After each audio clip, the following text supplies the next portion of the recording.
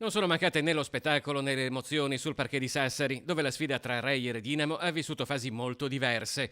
L'aggressività dei padroni di casa, arrivati a più 16, e la rimonta degli Orogranata, che ha fatto sperare in un clamoroso ribaltamento, prima della zampata finale con cui Sassari ha portato la serie sul 2-2. Sassari è stata brava a vincere, noi in una partita così equilibrata, lo dico senza polemica, ma per analizzare proprio i dati, 40 tiri liberi a 18 in una partita punto a punto, voglio dire, incidono, poi le valutazioni le fate voi.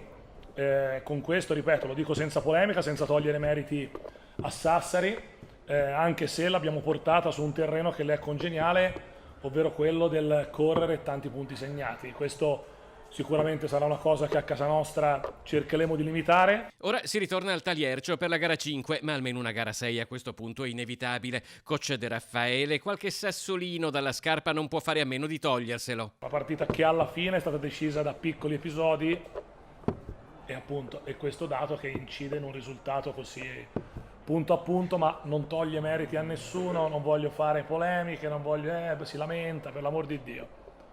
Se no qui si fa tutte le storie solite italiane che non si può dire niente. Si può dire senza odiarsi, uno lo dice, quell'altro è bello e fatto. Complimenti a Sassari e si fa la prossima partita perché alla fine è una partita di pallacanestro.